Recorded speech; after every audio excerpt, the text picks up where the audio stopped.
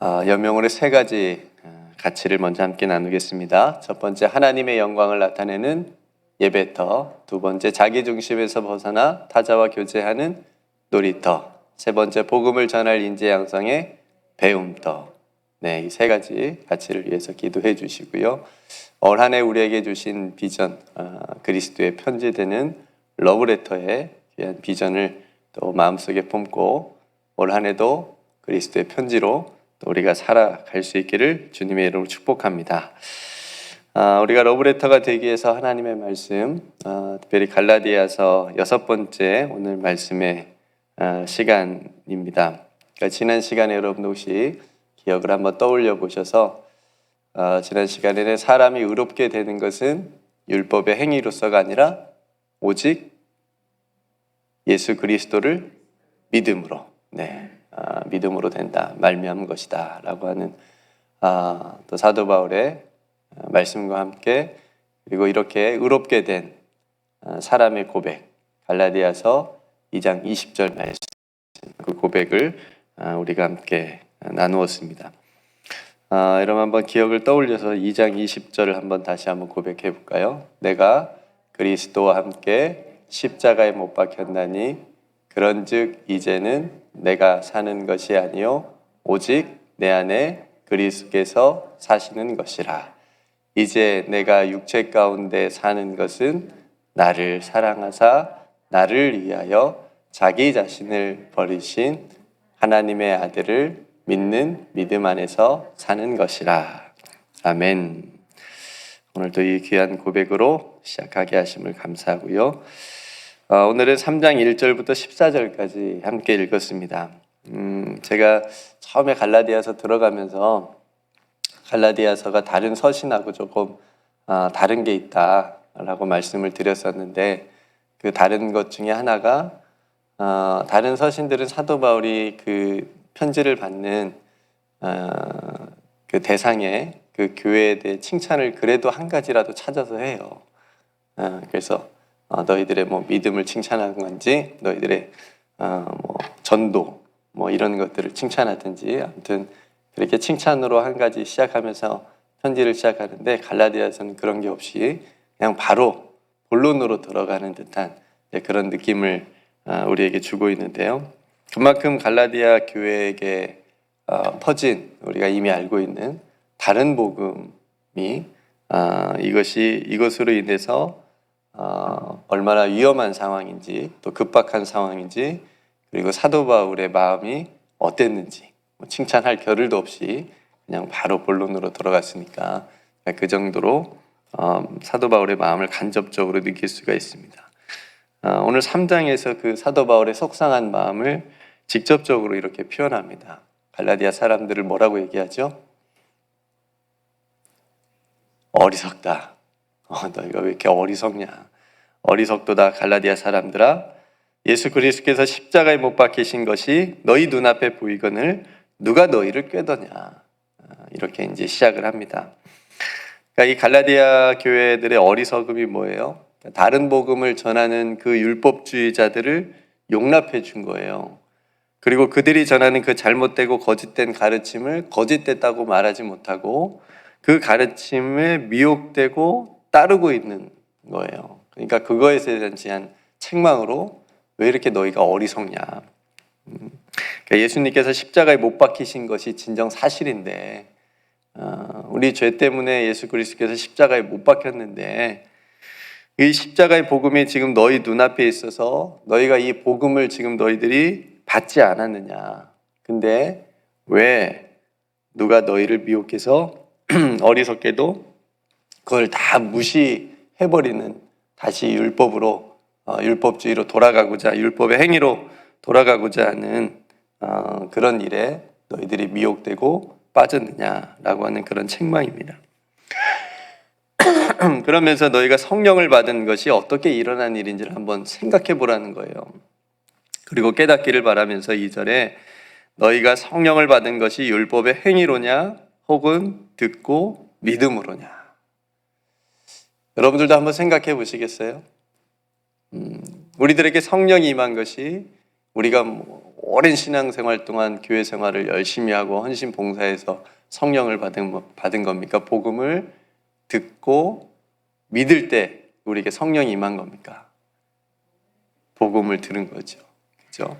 이거 제가 앞전에서 말씀드렸죠. 이게 거꾸로 되면 율법의 행위로 우리도 빠질 수도 있다고. 그죠? 은혜, 먼저 은혜라고요. 은혜를 먼저 받고, 복음을 먼저 듣고. 그러니까 이 부분을 지금 사도 바울께서 갈라디아 성도들에게 다시 한번 체크를 하는 거예요. 당연히 너희가 어떤 율법을 지켜서 받은 성령이 아니고 복음을 듣고 믿음으로 된 거 아니냐. 그러면서 3절에 또 왜 어리석게도 성령으로 시작했다가 뭘로 마쳐요? 왜 육체로 마치려고 하냐. 예. 이건 항상 우리 자신에게도 질문을 던져야 되는 거예요. 그러니까 사도 바울의 속상한 마음이 굉장히 느껴지지 않아요. 여기서 육체라고 하는 말은 율법의 행위를 말하는 거예요. 그러니까 그 율법의 행위를 구원의 조건 속에 쏙 넣어버리는 거예요. 그러니까 율법주의를 말하는 거죠. 예수님께서 공생의 시절에 그렇게 바리새인들하고 붙었고 논쟁이 있었던, 항상 바리새인들이 혼났던 것 중에 하나가 바로 이 율법주의 아닙니까? 그들이 율법을 지키는데 얼마나 열심히 했어요. 우리는 못 따라가요. 그들이 그러니까 율법에 있어서 안식일에도 하지 말아야 될 거 철저하게 하지 않고 그렇게 율법을 지켰는데, 그렇게 열심이었는데, 오히려 그 율법을 향한 열심이, 그 율법에 빠졌던 그 율법주의가 바리새인들로 하여금 메시아였던 예수 그리스도였던 그 예수님을 믿지 못하고 보지 못하게 만들어 버리지 않았습니까? 그러니까 여러분, 율법은 선한 거예요. 그러니까 율법 자체는 선한 건데, 그 율법이 꼭 필요한 건데 왜 필요하냐면 우리가 죄인됨을 깨닫게 해주는 거예요. 그러니까 법이 있으니까 내가 지금 어떤 상태라고 하는 것을 그 율법을 통해서 깨달음을 얻는 거예요. 내가 죄인이었구나. 그러니까 율법이 하는 일은 거기까지인 거예요. 그 율법이 구원을 줘요, 안 줘요? 구원을 못 주는 거죠. 그렇죠? 근데 그 선을 지금 넘어서 그 율법이 마치 구원을 주는 것처럼, 율법을 지키고 율법을 행해야만 구원을 얻는 것처럼, 그것이 이제 지금 갈라디아 교회 안에 그 율법주의자들이 들어온 거죠. 그러니까 거기에 빠지면 헤어나오지 못하고 정말 중요한 것을 못 보게 만들어 버리는 거예요. 그러니까 다른 복음을 주장하는 사람들은 지금 복음을 믿고 성령을 받고 의롭다 칭함을 받은 갈라디아 이방 성도들에게 부족하다는 거예요. 너희들이 지금 부족하다는 거예요. 그것으로 안 된다는 거예요. 할례를 너희들이 받아야 되고 뭔가 율법의 행위가 있어야 너희들이 온전한 구원을 받을 수 있다라고 지금 얘기를 하는 거예요. 계속. 여기에 지금 갈라디아 성도들이 빠진 거예요. 미혹된 겁니다. 그러니까 오직 예수 그리스도를 믿는 믿음인데 여기에 율법의 행위를 플러스를 시킨 겁니다. 그러니까 헷갈리고 미혹되는 거예요. 요즘 들어서 제 메일에 신천지에서 메일을 보냅니다. 이메일을. 어떻게 알고? 그래서 자기가 신천지 예수교 교회 어디 교회 성도인데 이 생명의 진리의 말씀을 꼭 한번 읽어보라고. 그러면서 이제 저희가 순천에 사역할 때도 교회로 많이 왔어요. 편지가. 읽어보라고. 그러면서 우리 약속의 목자를 믿어야 구원을 받을 수 있다. 이런 식으로 있습니다 하면서 진짜 메일이 오는데, 이상하게도 교회를 다니시는 분들이 그쪽에 많이 미혹되고 빠져요. 예. 그러니까 플러스를 시키는 거고, 거기에 빠지면 이제 교회를 완전히 교회가 잘못됐다라고 하는 것을 목회자 욕하고, 또 교회가 잘못됐다라고 하는 것을 계속 주입을 세뇌를 교육을 시키면서 이제 그쪽으로 이만희를 믿게끔 믿어야만 구원을 받을 수 있다라고 그렇게 얘기를 하는 거죠.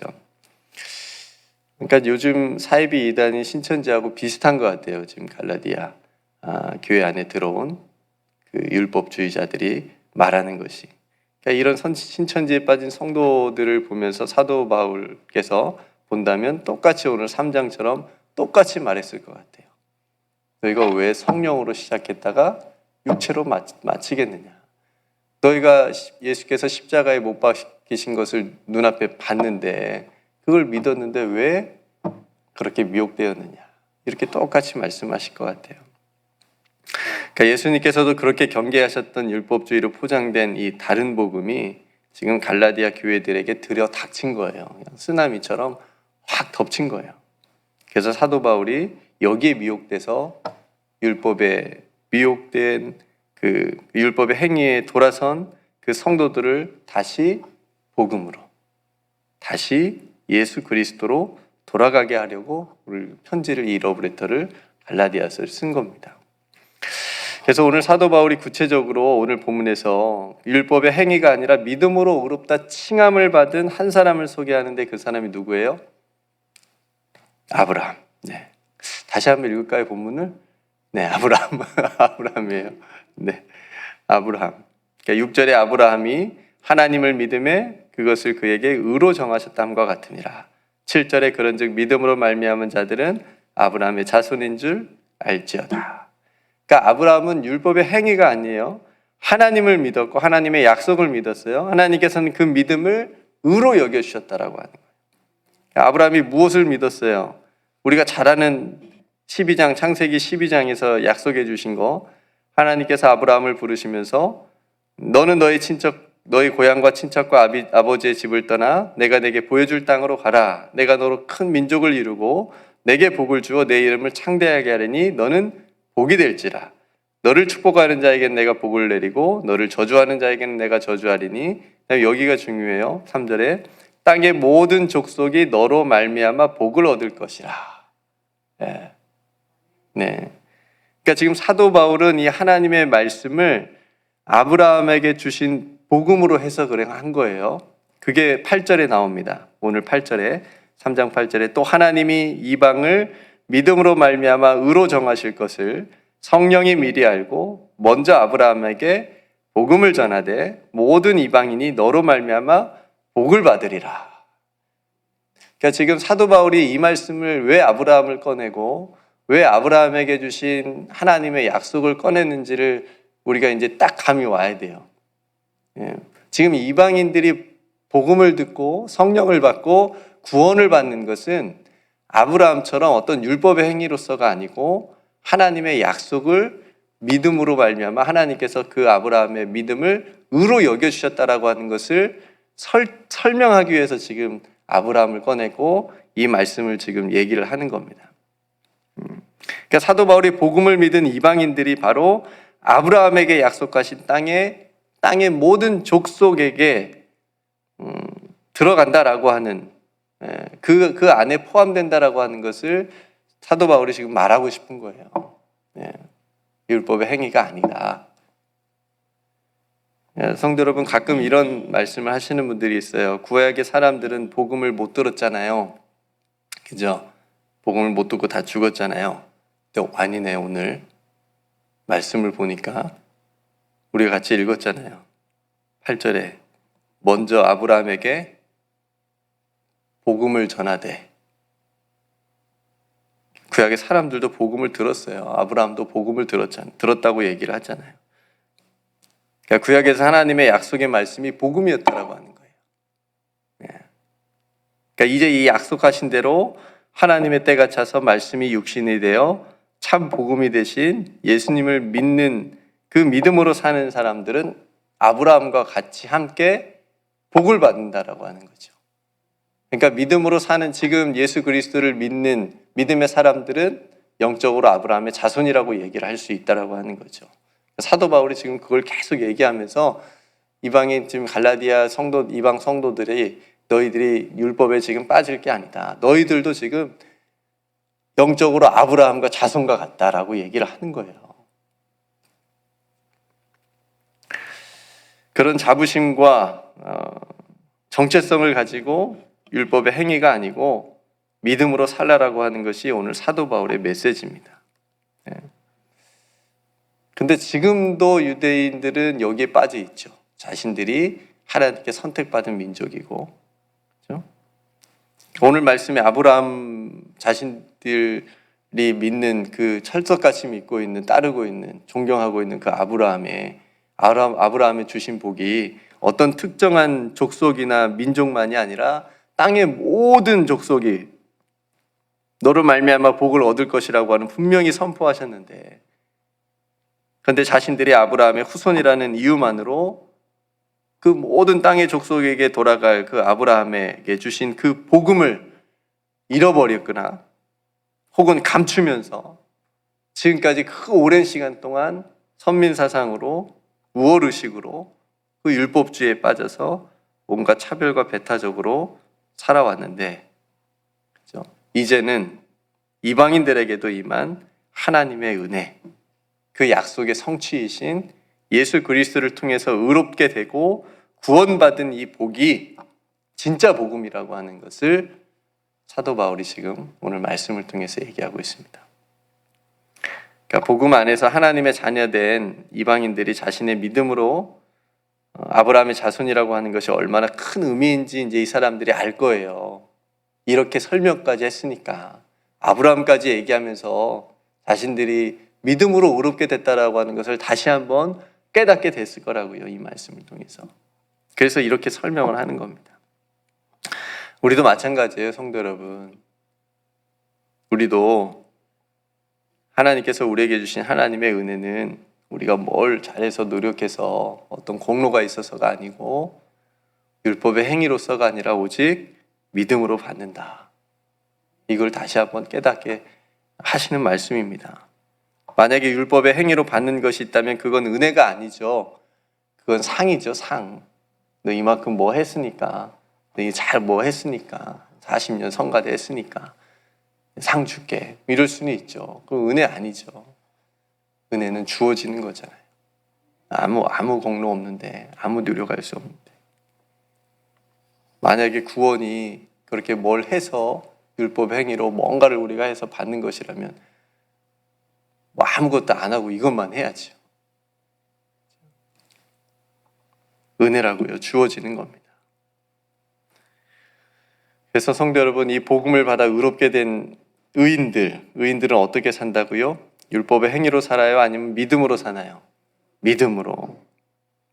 계속 지금 사도 바울이 강조를 그거를 중점적으로 하고 있습니다. 11절에 또 하나님 앞에서는 아무도 그 어떤 사람도 율법으로 말미암아 의롭게 되지 못할 것이 분명하니, 아무도 없어요, 의롭게 될 사람, 율법의 행위로는. 이는 의인은 믿음으로 살리라 하였습니다. 의인은 믿음으로 살리라. 믿음을 조금 바꾸면 은혜라고 얘기할 수도 있겠죠. 하나님의 은혜로 사는 것이라. 이것이 예수 그리스도를 통하여 구원받은 하나님의 자녀들의 삶의 가치관이에요. 우리는 무엇으로 살아요? 믿음으로. 중요한 말씀입니다. 사도 바울이 이렇게까지 철저하게 오직 복음, 예수 그리스도를 믿음으로 의롭게 된다라고 하는 것을 깨닫고 고백하는 게 바로 13절, 14절이에요. 이게 굉장히 중요한데, 그리스도께서 우리를 위하여, 누구를 위하여요? 우리를 위하여. 그러니까 사도 바울은 그 전에는 이것은 전혀 생각하지 못했어요. 예수님 만나기 전에는 예수님 믿는 사람들을 죽이러 다녔잖아요. 잡으러 다녔잖아요. 자신을 위하여 예수께서 십자가에 못 박히신 것이라고 하는 것을 전혀 깨닫지 못했는데, 오히려 잘 됐다. 예수가 신성모독했고, 신명기 말씀처럼 오늘 나무에 달린 자마다 저주 아래에 있다고 분명히 말씀하신 대로 하나님의 말씀을, 율법을 지키지 않으니까 저렇게 나무에 달리셨구나. 아마 환호성을 질렀을지 모르지만 예수님을 만나고 나서 이게 완전히 뒤바뀐 거죠. 예수님께서 십자가에 못 박히신 것이 나 때문이구나 라고 하는 깨닫고 완전히 사도 바울이 완전히 변해버리잖아요. 그렇죠? 그리스도께서 우리를 위하여. 우리도 이것 때문에 여기 앉아 있는 거 아니에요? 이것 때문에 우리도 믿음으로 살고 있는 거 아니에요? 그리스도께서 우리를 위하여 우리를 속량하셨으니, 율법의 저주에서 우리를 속량하셨으니, 내가 저주받아야 되는데 예수께서 대신 그 저주를 받아주시고 속량해 주셨으니,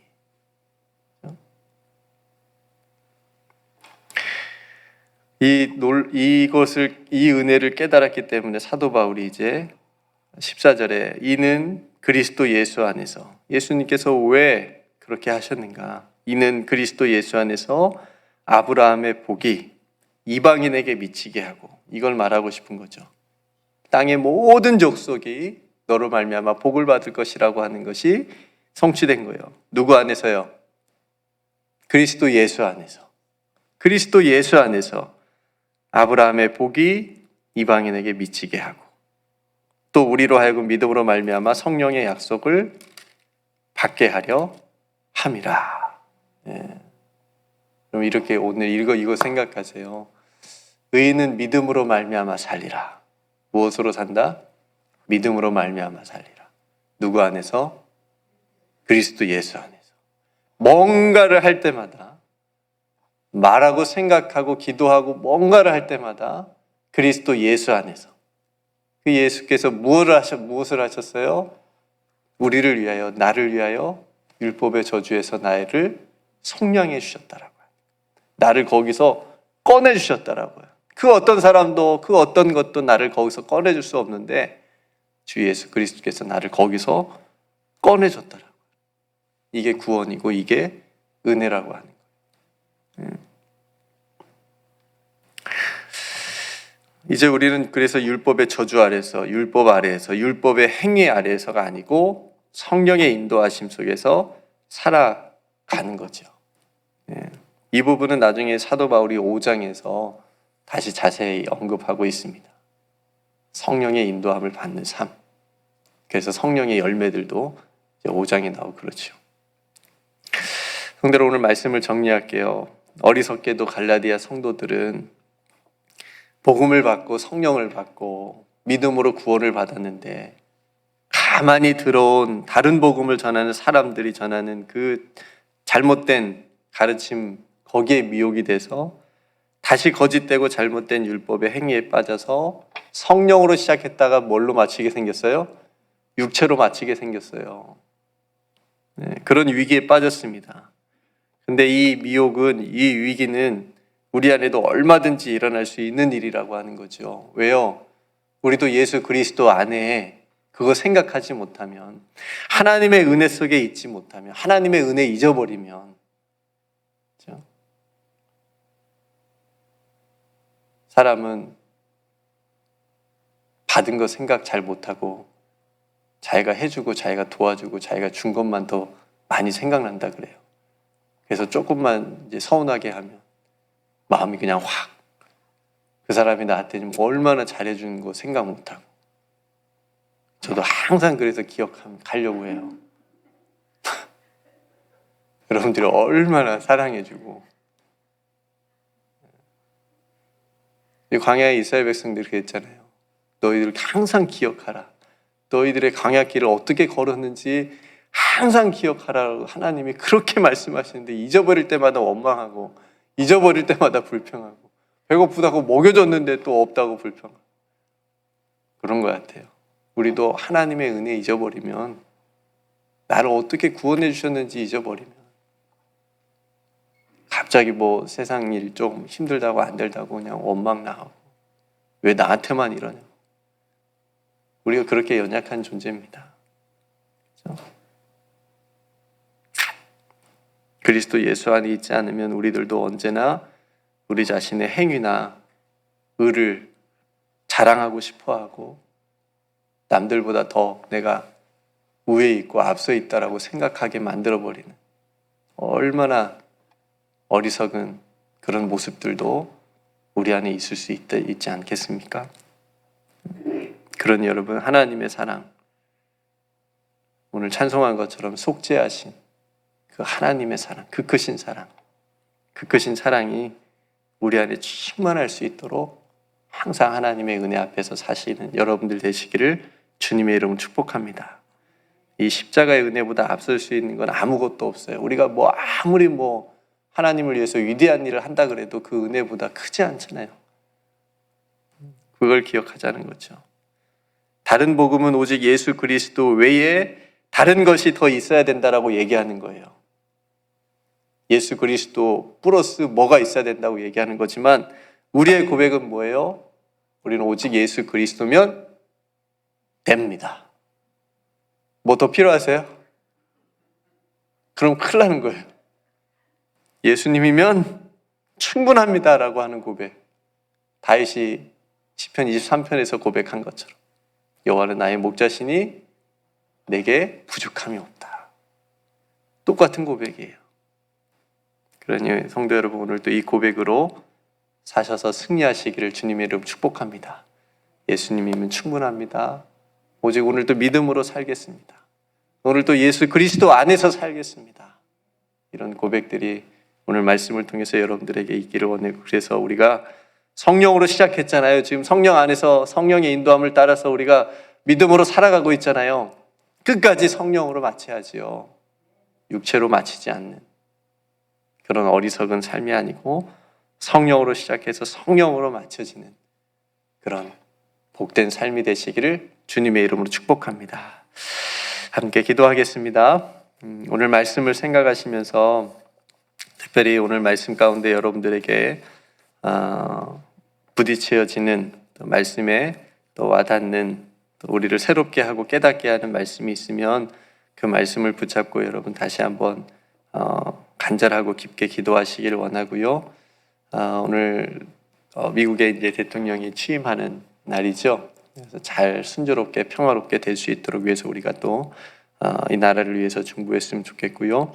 몸이 연약한 성도들을 위해서 또 여명호를 위해서 또 올 한 해 우리 교회에게 주신 러브레터의 또 귀한 비전이 우리 각자와 또 우리 가정과 또 우리 교회를 통해서 아름답게 또 실천될 수 있도록 우리가 같은 마음으로 또 같은 비전을 향해서 달려갈 수 있는 올 한 해 되게 해달라고 또한 기도했으면 좋겠습니다. 여러분 각자 또 기도할 기도의 제목으로 또 하나님 앞에 기도하기를 원하고요. 제가 먼저 기도하고 함께 기도하겠습니다. 참 좋으신 아버지 하나님, 오늘 또 귀한 말씀을 함께 나누었습니다. 이 말씀에 비추어 우리 각자 자신의 모습도 한번 점검해 보기를 원합니다. 하나님, 저희들 믿음으로 살아가고 있습니까? 하나님, 저희들 성령으로 시작했다가 지금 성령의 인도를 받으며 계속 살아가고 있습니까?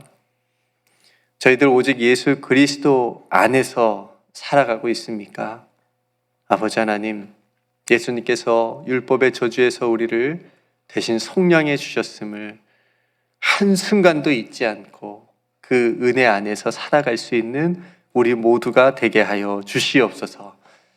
아버지 하나님, 아브라함께 믿음이 있는 자들은 아브라함과 함께 복을 받는다고 오늘 약속해 주셨는데, 아버지 하나님, 오늘 또 우리가 믿음으로 살아가면서 그 아브라함에게 전해진 그 은혜의 복음이 하나님 우리들의 삶을 통하여서, 그래서 우리들을 통하여서 누군가에게도 이 복음이 증거되어지고 이 복이 나누어지고 퍼져갈 수 있는 하나님 그런 삶을 우리 모두가 또한 살아갈 수 있도록 하나님 우리를 사용하여 주시고 역사하여 주시옵소서. 아버지 하나님, 오늘 또 이 나라의 대통령 취임하는 날입니다.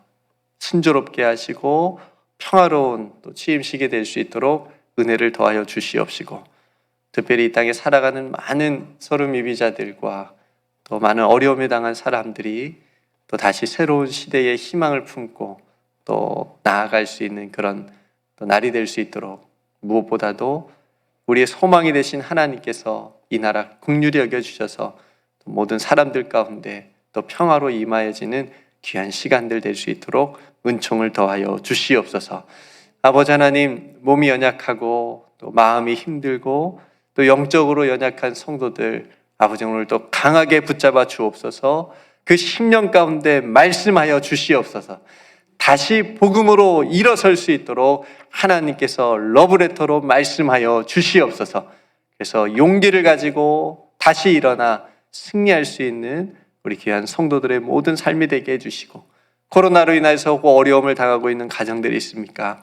아버지 하나님께서 공급해 주시고 채워주시는 은혜로 용기 잃지 않고 낙심하지 않고 절망하지 않고 일어설 수 있도록 하나님 오늘도 붙잡아 주시옵소서. 우리를 도와주시고 인도하여 주실 줄로 믿습니다. 오늘도 우리의 고백은 오직 예수 그리스도면 충분합니다라고 하는 고백으로 살아갈 수 있도록 하나님 우리에게 믿음을 더하여 주시옵소서. 우리의 모든 발걸음, 우리의 마음과 생각, 우리 입술에서 나오는 모든 말, 아버지 하나님께서 오늘 또 주장하여 주실 줄 믿고 감사드리며, 우리를 사랑하여 주시고 우리를 인도하여 주신, 우리의 모든 것 되어 주신 우리 구주 예수 그리스도의 이름으로 간절히 기도드리옵나이다.